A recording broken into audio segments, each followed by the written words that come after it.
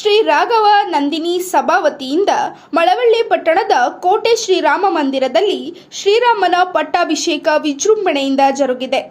ಬೆಳಗ್ಗೆಯಿಂದ ಹೋಮ ಹವನ ನಡೆಸಿದ ಬಳಿಕ ಶ್ರೀರಾಮನಿಗೆ ಪಟ್ಟಾಭಿಷೇಕ ನಡೆಸಲಾಯಿತು.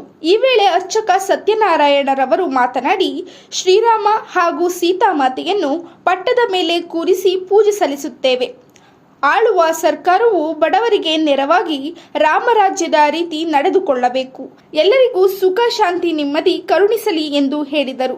ಈ ವೇಳೆ ಗಿರೀಶ್, ಶಿವಶಂಕರ್, ಪ್ರಸಾದ್, ಅನಂತಕುಮಾರ್, ನಾಗೇಶ್, ಮಂಜುಕುಮಾರ್, ನಾಗಸುಂದರ ಸೇರಿದಂತೆ ಹಲವರು ಭಾಗಿಯಾಗಿದ್ದರು.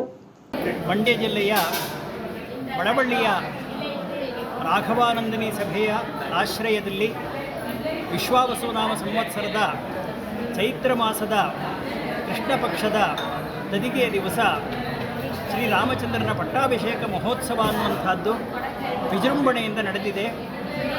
ರಾಮ ಮತ್ತು ಸೀತೆಯರನ್ನು ಆ ರತ್ನ ಸಿಂಹಾಸನದ ಮೇಲೆ ಕೂರಿಸಿ ಎಲ್ಲ ವೇದ ಮಂತ್ರಗಳಿಂದ ಶಾಸ್ತ್ರವೇತ್ತರಾಗಿರ್ತಕ್ಕಂಥವರು, ವೈದಿಕರಾಗಿರ್ತಕ್ಕಂಥವರು ವೇದ ಮಂತ್ರಗಳನ್ನು ಹೇಳ್ತಾ ಶ್ರೀರಾಮಚಂದ್ರನ ತಲೆಯ ಮೇಲೆ ಪಟ್ಟಾಭಿಷೇಕವನ್ನು ಮಾಡಿ ಪಟ್ಟಾಭಿಷೇಕ ಜಲದಿಂದ ಅವನಿಗೆ ಅಧಿಕಾರವನ್ನು ನೀಡಿದ್ದಾರೆ.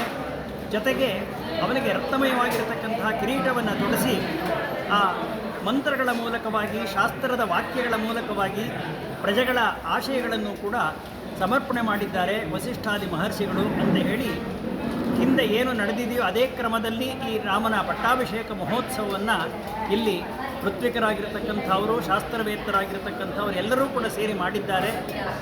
ಶ್ರೀರಾಮಚಂದ್ರನ ಆಳ್ವಿಕೆಯಲ್ಲಿ ಎಲ್ಲ ಪ್ರಜೆಗಳು ಕೂಡ ಸುಖ ಸಂತೋಷದಿಂದ ಇದ್ದರಂತೆ.